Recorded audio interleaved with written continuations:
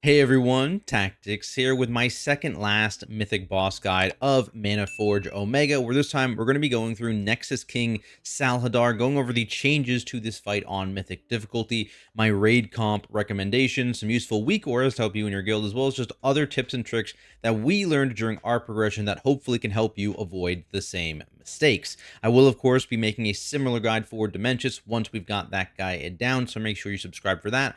Otherwise, let's not waste any time here and hop straight into the changes on Mythic difficulty, where there's basically kind of one new thing per phase. In the first phase of the fight, you've got these Vengeful Oath Spirits. Basically, every time you clear a stack of the Oathbound debuff from soaking one of the Conquer Circles, shortly after that, you're going to get a soul or a multiple number of souls kind of shooting towards you. You basically just need to turn and face them. If that doesn't make sense, I will be showing you obviously a walkthrough of our kill, and I'll be more in depth when we actually get to that. But basically, you're going to first have to do one of these, then two, and then three at the very end, which is one of the harder overlaps to actually make sure you survive. Because, of course, if you miss them, you will gain your Oathbound stacks back, which means that you die at the end of the phase if you have any remaining. So obviously very, very bad. Going into phase two, the actual Dimension Breath portals that spawn are not on players anymore. They're on static locations on the ground, one of two potential patterns. And then the beams themselves shooting from those portals do a series of three different beams shooting out in different patterns as well. So it's basically a little bit of a dance in this phase to avoid them. Again, I will talk about that a bit more in depth when we actually get into that part of the walkthrough. The other thing here, anyone now that gets hit by a beam will radiate for group damage, not just the tank, which was the heroic version. So if anyone gets touched by a beam, it's most likely multiple people dying, often a wipe, unless they have some massive DR running or they're a tank. So keep that in mind. Going into the first ad platform, pretty similar. I think the main change here is these Reapers have this Twilight Massacre dash ability, very similar to Kaiveza. It's basically just going to target a few people and you need to charge it through the Nexus Prince or Nexus Prince barrier. Here, the Twilight barrier, they gain a big shield. You have to dash them through it to get the big shield. Again, we'll talk about more in depth when we actually get to that part of the fight. And then finally, in stage 3, there are some pretty significant changes. So first things first, these Galactic Smash Dark Stars that you spawn can no longer be destroyed. They're going to exist for the remainder of the fight. Whenever you do hit them with a Star Killer swing, they will just rotate direction. So they'll switch from rotating clockwise to counterclockwise, counterclockwise to clockwise.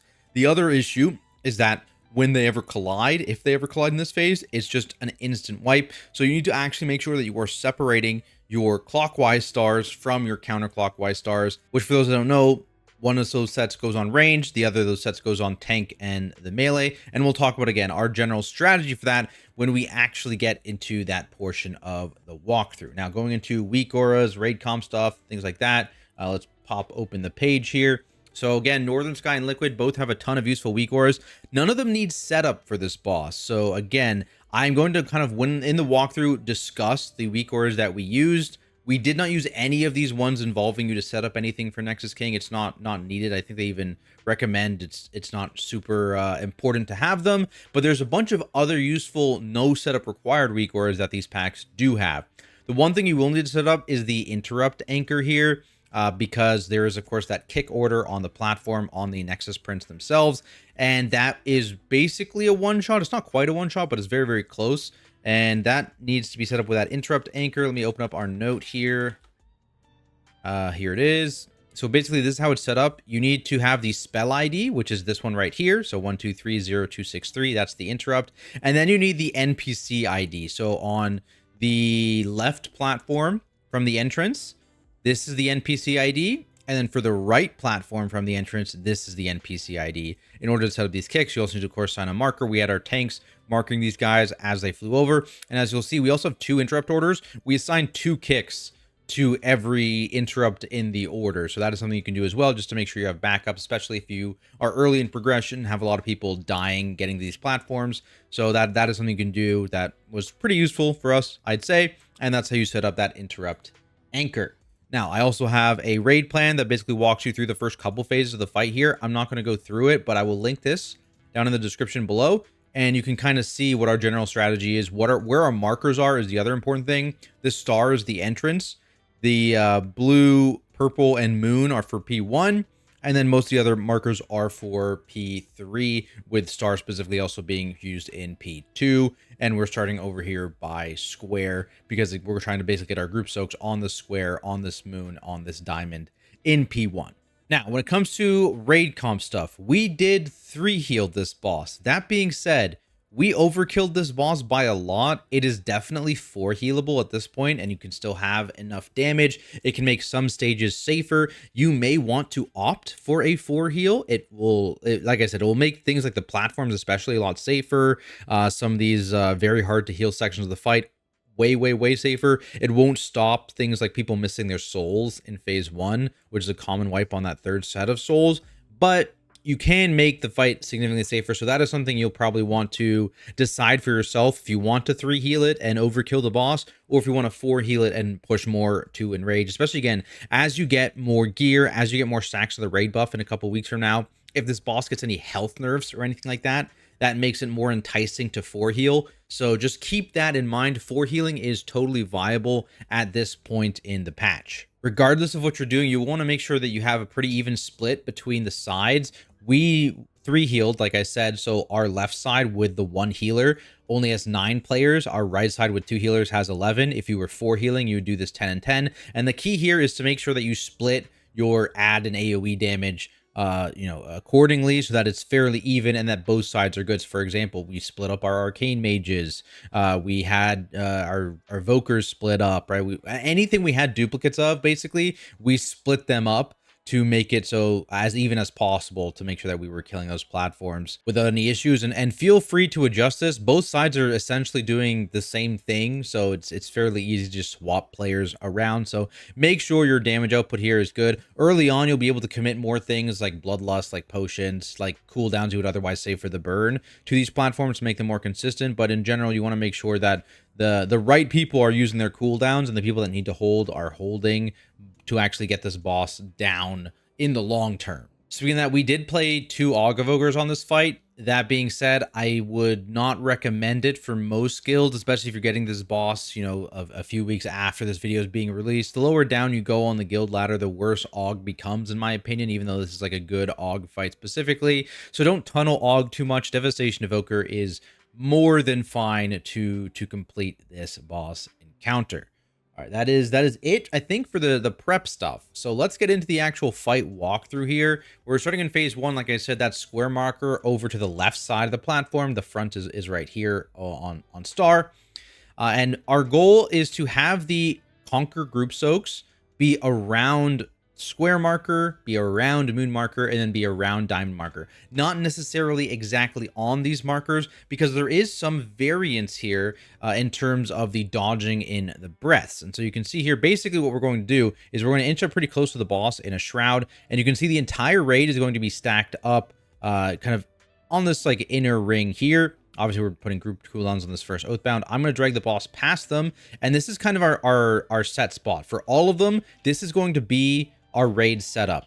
I, as the first tank, am going to be pointing towards the marker we're going to drop our Conquer on. The rest of the raid is behind the boss, and the reason for this is to bait all these dragon breaths coming out. These are player targeted, or player baited rather, and so you do not want to bait these breaths on the point where we're going to be soaking. Speaking of soaking, the way this actually works is we will only either be soaking Conquer if it appears first, and if it does not appear first, we are soaking the Conquer that appears third. It will always appear third because it's the same tank that can only have either a Vanquish or a Conquer once. And so if this is a Vanquish initially, that's fine. Everyone will continue baiting. And then after the next cast, whatever it is, then they will run to around the square marker, making sure they're, of course, dodging these breaths on the way in. If it is Conquer first, the main thing you need to watch is there's a breath that shoots like right near you that you need to sidestep.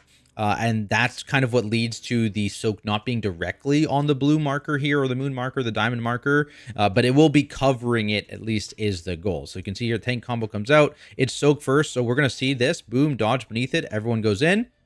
And then same deal, they're just going to now play their life at this point.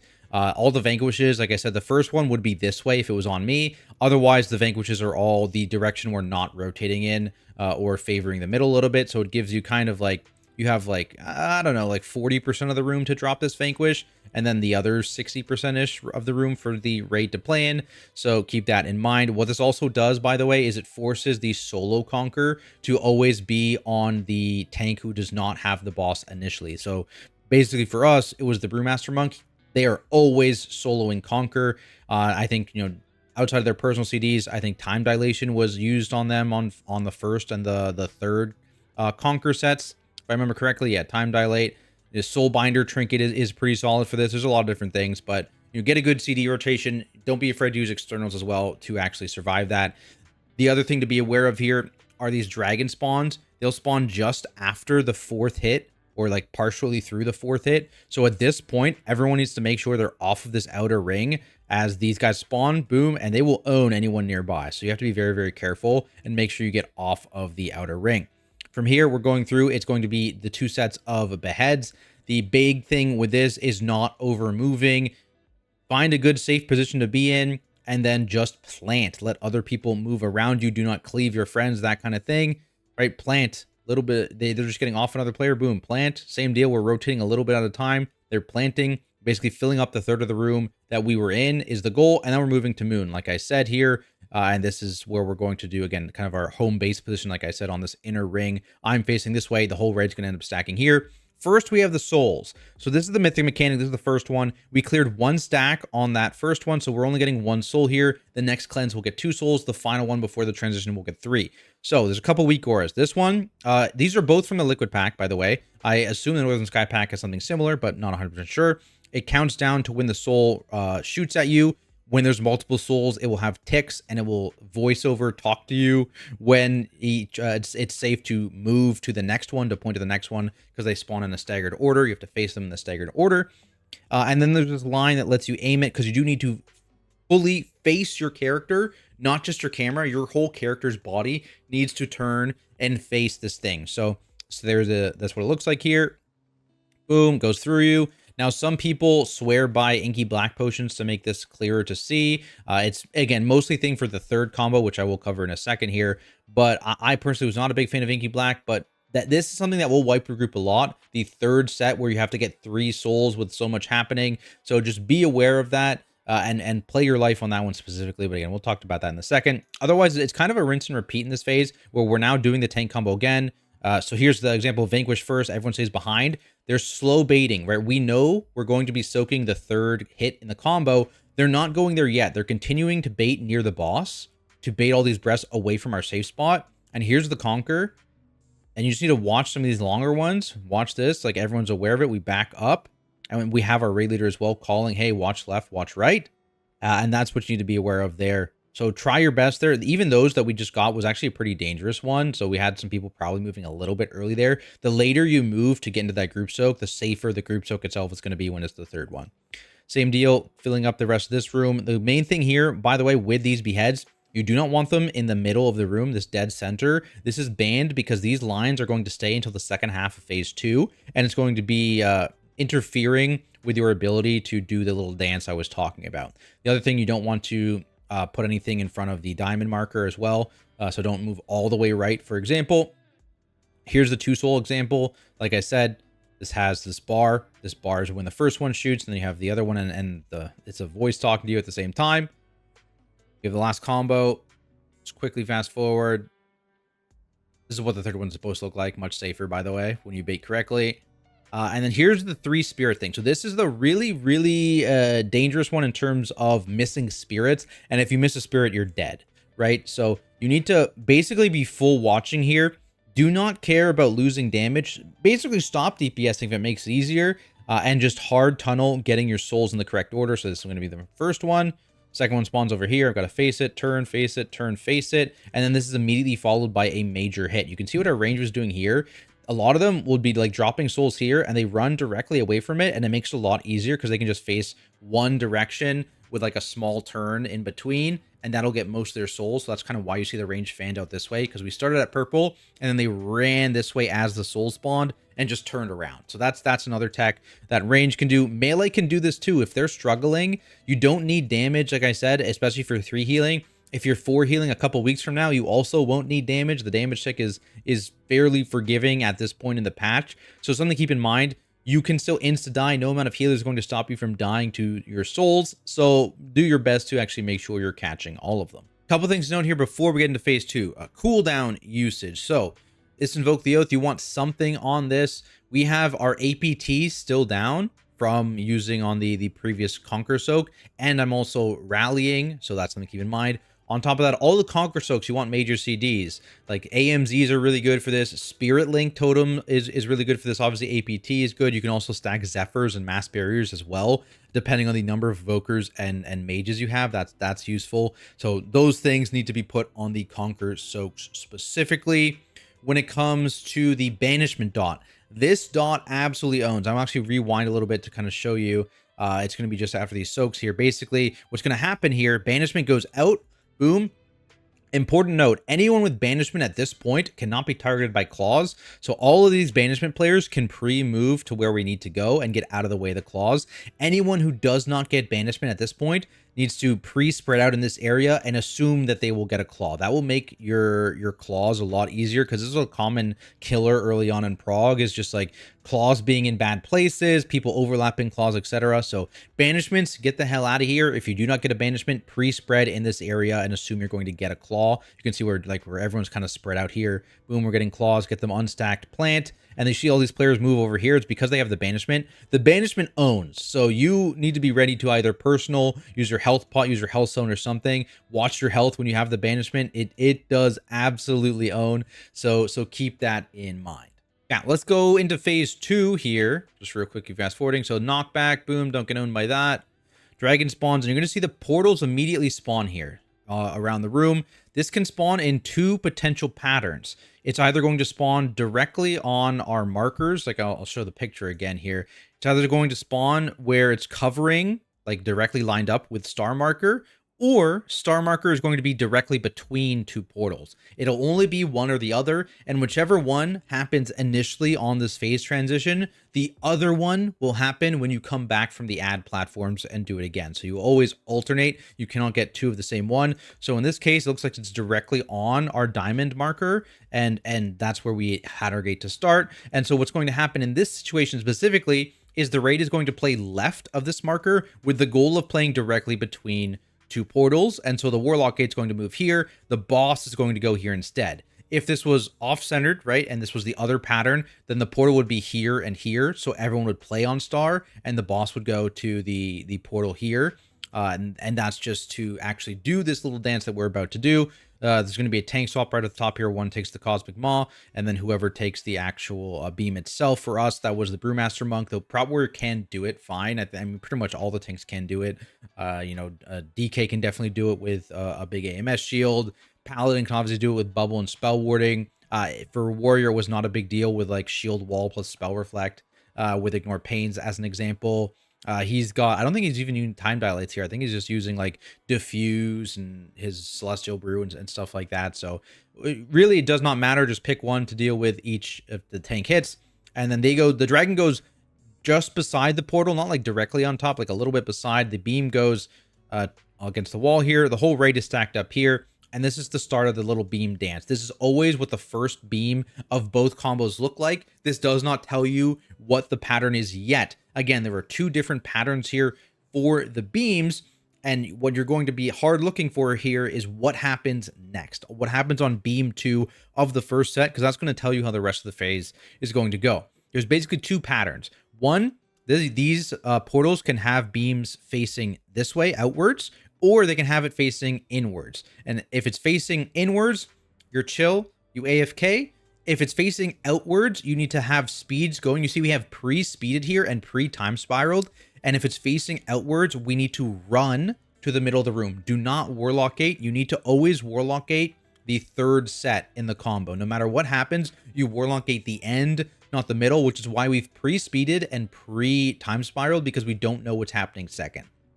So we're going to play here. We're going to watch the portals. Their beams are shooting out, so we need to now get to mid. So we're going booms, pre-speeded. Everyone runs to mid. The safe spot here for this combo is like basically dead center where all the stuff is. And then immediately after these beams go, it's going to do the other thing. So it's going to be pointing to mid. So we're going to need to gate out.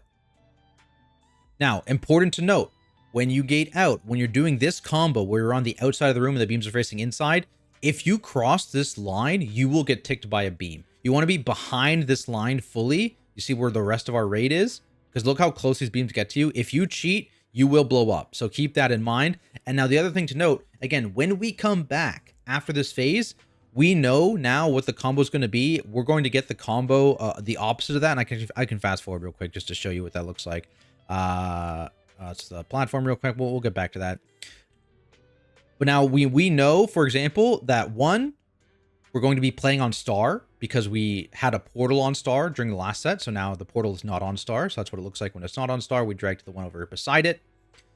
And now we also know that the beam combo is going to go the usual first one.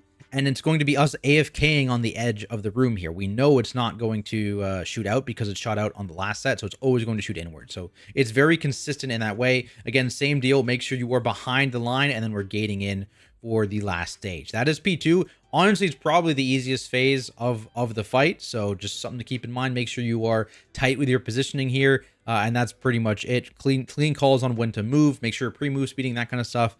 And that's really all for that phase. The hard part is definitely phase 1 and getting there with people alive. Let's back up though and do the first intermission.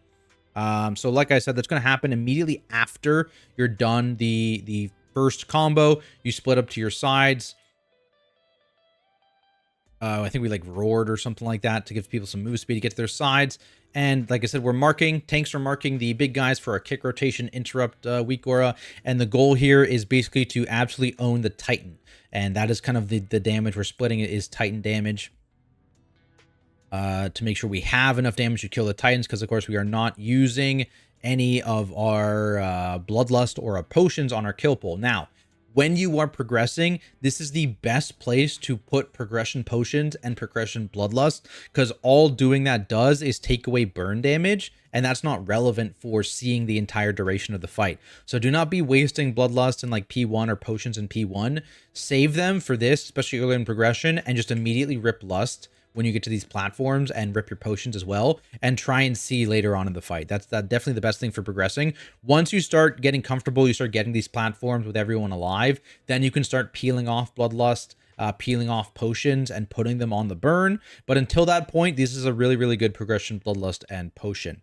Other thing, don't be too scared. You have different TDs going at different times. For example, arcane mages are like huge carries of the Titan damage along with like demon hunters. Arcane mages don't get their cooldowns for another like 10 seconds here, right? So they're not going to, we're behind now on the line. Again, another WeakAura here that shows the race essentially of the Titan health versus when the Titan blows up. But you're going to see us basically catch up once we cross the 3-minute barrier and the mages start getting their CDs. Like, look at what's chunking, and we're caught up. So let's talk a little bit about movement here. So this was the mythic mechanic that I was talking about, the Twilight Massacre, kind of like Kaiveza. Boom, these 4 Reapers are going to spread out.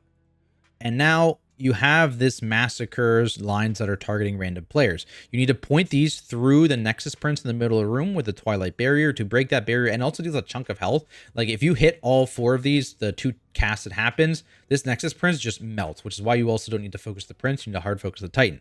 In terms of how you would position this, you just need to make sure you run across and behind the opposite Reaper, because otherwise you will get cleaved. So they're running all the way through, sitting behind the opposite Reaper. That's it. Fairly straightforward. This is followed by a Dread Mortar, and there are basically 2 ways you want to handle this. One, if you are a most players, melee, whatever, you want to stack under the mobs, put them all in one spot, and then move away. If you are a blinker, you can kind of stand further away towards the edge of the platform, bait them over there, and then move it out of the way. Mobile range, generally, you can bait it pretty far away, especially if you're on the 2 heal side. Might be scary if you're on a 1 heal side, so keep that in mind. But on the 2 heal side in particular, it's not really that dangerous. So you can stand far away if it's easier for your casting and movement, and then just move out of that, as long as you're not blocking the movement of the melee stack, which for us, we always went to the opposite side of the platform. For these first circles when they came out, we dodged that way so that all the melee were in the same spot, all the evokers, that kind of thing. And we were all in the same area for this specifically to make sure we had full Titan uptime. Because again, that is the most important thing of this encounter. There's also a little thing you can do to help reduce your damage. It was not super important, and it was not even something we were actively doing on purpose on this side. It was a little bit useful, I think, on the 1 heal side, but again, if you're 4 healing, you're going to have a 2 heal side and a 2 heal side. It's not a big deal. But basically, it's the overlap of Reap and Twilight Massacre. Twilight Massacre always takes precedence. So if this cast gets queued up, it will do that instead of Reap. So what you can do, the Pressing Roar is out here.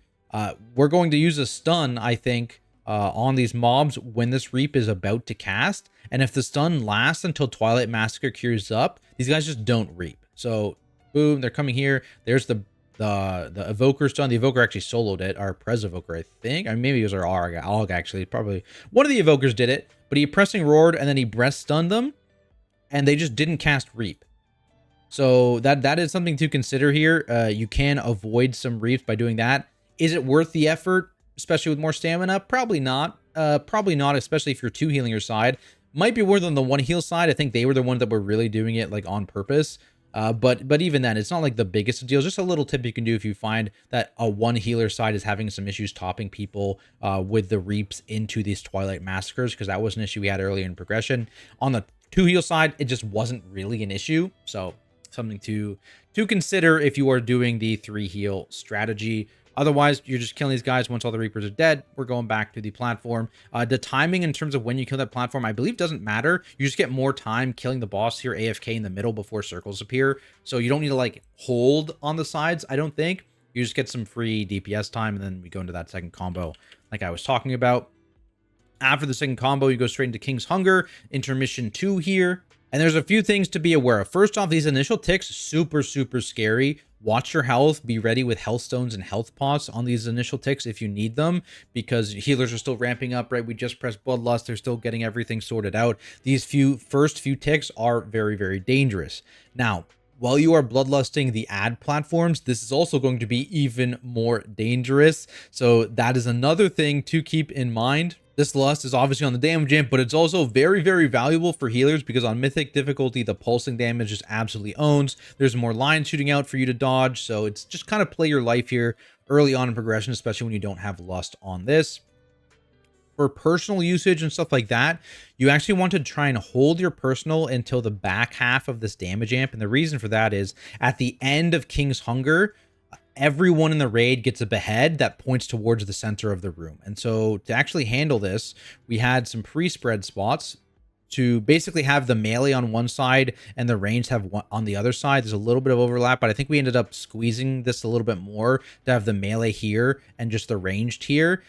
Because all of the beheads, like I said, point towards the center of the room, the boss, when you initially get the behead. And if you ever overlap with anyone, they're probably dead. And so having the range here all pointing towards the boss, the melee here all pointing towards the boss, basically ensured that you weren't overlapping anyone with your behead. If you are behind someone, like over here, right, the mage is behind 2 melee, they need to just make sure they're pointing their behead between 2 players and not directly on top of one, as an example. But again, just have all your melee on one side and your range on the other side, and that makes it a lot easier. Just be aware about healer range, again, especially on the 3 heal. Like, there were some issues initially where we had people outranging our healers early on. You do not need to go to these spots immediately. You only need to go to these spots when this is almost done. So like when there's like 5 seconds left, 6 seconds left, then you can go to your spots. Don't immediately go there unless you're a tank and don't need healing, because your healers are generally over here, and it makes their life much harder to heal you, especially as like a Prez Evoker, for example,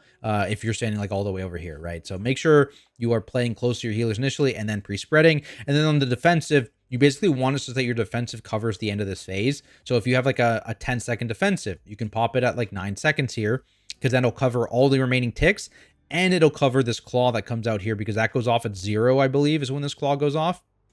Yeah, at 0. So as long as your defensive covers the end of the boss's casts, that is when you want to press it, and that is the most value you can get out of your personal cooldowns in that phase specifically. Now we get into phase 3, and then again, I want to show you an image of one of the WeakAuras here. This is one of the WeakAuras in the Liquid Pack. I assume the Northern Sky Pack is something similar, and this is for the Dark Star placements, and part of why we have the other markers exactly where they are on the raid plan that I'm going to link down in the description below. And basically, this is the first set of stars, the second set of stars, and the third set of stars. This is just a screenshot from the Weak Aura itself, right? It's not a raid plan or anything. This is straight from the Weak Aura. The first set here, and how it works basically is it will be green if it's the one that you're going to, and it'll be red if it's the other set of stars. So this is from a range POV, I believe, which is why it's out here. The range ones are going to star first, as an example. They're going to star second again, and then they're going over to skull third. For melee, if you were a melee player that gets this, this would instead have the left and the right circle here green, and these ones would be red. And this middle one would be red because this middle one's always the tank. That's always where the tank goes, directly on the marker. This is also where the most damage is happening. Because remember, when these stars hit, they deal fall off damage. And so the person in the middle is taking the most damage. That's why we have a tank. Good to have like a mage in the middle here, or basically anyone who's super tanky. They can call, hey, I got middle, if they have a big personal or whatever, and that's who should be in the middle. Also, you can see there's a bit of space here. Make sure you're not going super far away, but leave some space to help reduce that fall off damage just a little bit. And basically how this is going to work is it's going to pull the entire raid, I think, to like here, like every time. It's gonna pull you not to a dangerous spot, essentially, and that's the whole logic behind these drops specifically. Like I said, you can be a little bit off. These also make very nice rings to dodge as well, very consistent rings. So if you're a little bit off, your rings are going to be a little bit different, but it's playable if you're a bit off, right? Like we, for example, had a pull where I think this person went down here instead. We didn't immediately die. It was playable, but it's definitely not ideal. So just something to keep in mind. Like you can play it if you slightly adjust these positions by accident or by mistake, but do your best to actually stick to it. Now, this is the other thing where it's really important to have a good set of cooldown assignments. And the interesting thing about this is it's another kind of defensive situation where things like Zephyr and Mass Barrier are super, super valuable because there's only 3 people taking the majority of the damage. And you can position as an evoker or a mage, for example, to hit your Zephyr or hit your Mass Barrier and ensure that all 3 of these targeted players get hit. So we did assign Zephyrs and Mass Barriers to these. If you have 6 of them, great, you have 6 of them. But like, for example, we only had 2 mages and I think we had 3 evokers, so we couldn't quite get everything, but we assigned things like Mass Barrier to be out here on set 1 and 3, or, as an example. And the mage, if they were targeted, great, but if they weren't targeted, they would stand out here. When the 3 people came out, they would Mass Barrier them and go back into mid, as an example. So that is something you can do. Very, very useful for these hits because, again, they own. The other thing that's very useful, pressing your personal. These Dark Star targeting things, if you are not a tank, you cannot be targeted by this more than 1 time unless there are deaths. So if you are doing this phase relatively clean, even with just 1 death, you are not going to be targeted by this more than once. So you are free to commit your personal or call for an external or something like that on this hit because it is much bigger than the line attack. The line attack does hit still fairly hard, but this one hits much harder because it's also fall off damage that you're taking from 2 people beside you at the same time. Also a good spot to put things like Diva Aura and Rally. Generally, I think what we did is we had Zephyrs and we had Mass Barriers, the Mage Barriers on the range ones, and we had things like Rally and Diva Aura covering the melee guys instead, because again, the Rally doesn't necessarily hit the people all the way over here, depending on where you are when you press it. So something to keep in mind, you want a good cooldown spread to make sure people are actually surviving these hits. I can go in and see what this looks like. I can show you the ring dodges. Basically, the first set, you dodge a little bit quicker than the second and third set. And then the second and third set, you dodge in the same pattern. So the first one's going out here. They're going to their spots outside on the edge. Again, big thing, you want to leave space. Notice how much space we're leaving on this first set in particular for melee. And the reason for that is you actually want a little bit of room between these stars. Because like I said, the stars are going to rotate directions when we hit them with a star killer. And if they ever collide with each other, you just instantly die. And having a little bit of space here for these ones is very important because we're going to be chain hitting these 3 stars with these star killer lines. And there is sometimes a little bit of lag where one will go earlier than the rest. And if they're right next to each other, you can actually wipe that way, so beware of that. You want a little bit of space. The other reason is these stars basically block orange when you're supposed to run out there, and if there's space between them, if you have people with leaps targeted, they can actually leap through the space between them to get to orange. Or you can, you can move around with a big move speed, but having the space makes it much easier to get there. So we're getting to the rings now. We're going after the 3rd or the 4th ring is when you're going. So this is 3. So you could go now, or you could go after it goes off. That's when you would go. That's the fastest movement you're doing. The next ones, I think you would go on the 5th set of rings. But this one, you have the option to go in the 3rd or the 4th set of rings, as you saw there. Basically, it's like there's like loose assignments, but it's kind of play your life, right? Like if you see a safe spot you can jump into, or you can dash into, you can blink into, whatever, just play the safe spot, right? Like it's not like a hard you have to go at 3, you have to go at 4. Go whenever makes sense for you. It can also be nice to have, I think we had a wind rush down there for speeds and stuff like that to make it easier for people. This next one, again, we're playing a little bit later as well, and then we're having the Star Killers. And there's an important thing about the Star Killers I really want to talk about, because the movement here for me being so late is on purpose. So basically the boss will spawn the 2 mobs that shoot the Star Killer lines directly behind him to the left and right, very similar to like heroic Soul Hunters and how the tank stuff spawns there. The boss is the same thing to the left and right behind him. And so to have this line up, to make the lines easy to aim on these stars, you want to have the boss's back near the tailing star. So right now our stars are rotating around this way counterclockwise. I want to aim it at this star. When we hit these stars, the next Star Killer will need to aim at this star because they'll be rotating clockwise. So you're going to see here, I'm keeping the boss's back to this star as close as I can. I spawn the 2 spirits, and now look at where they end up, right? When the actual thing goes off, they're like basically the easiest aiming you could have, right? It's not like directly in the star, which is super awful, by the way. They're up here. There's a lot of room. There's a bit of leeway. Like you can aim here and you can aim here and it'll still be mostly fine, but generally just around the tailing star, and that's where you want to be. Similar to the drops, the tank is always getting mid, and then you have left and right assigned actually by a weak aura here. This is what it looks like. Basically, you will have an arrow pointing right or an arrow pointing left, or this weak aura pop up and say it's not on you. What we did to overcome this, because there was a bit of confusion, we just had the person also calm, just like someone who got targeted, they would say, I'm right, and you would just listen to that calm, even if they calmed it wrong, but you would try and follow this weak aura as best you can. Second person to speak would always correct if they said the same thing. The second person would go to the other one. And how this actually functions right and left is if you're in the center facing the stars. So I am backwards right now. You would have to kind of flip the orientation. This is right and this is left because the raid is here facing the stars. That's how the orientation works. Ignore tanks. And that's how you would do it. So keep that in mind. Everyone else who's not assigned, make sure you're not getting cleaved by these lines. They do kind of own. Boom, it goes out and the stars rotate. You saw there was a little bit of a delay there even, so part of why we have a space. And then next Star Killer, you can see the boss's back is turned. We're facing the other tail. They spawn on the other tail. Same deal. We have a decently aimed lines. Very easy to see, very easy to aim. Map pops up that I was showing you the image of. And this is the second drop. We're going to circle here. Oh, I can full screen this, sorry. I just jump out early. But like you said, you can run through these gaps. It makes it pretty easy. This rally is for the melee guys. Maybe these range guys also get it. And you get stuck to a safe spot. And then this is the one where you go a little bit later. And the next that you also go a little bit later. So I kind of hug the boss a little bit closer to these. This is the one where it's a little spooky because the safe spot's pretty small. It's now you go to the safe spot and then it moves. So you have to be on your feet here. You can move to either. It doesn't really matter.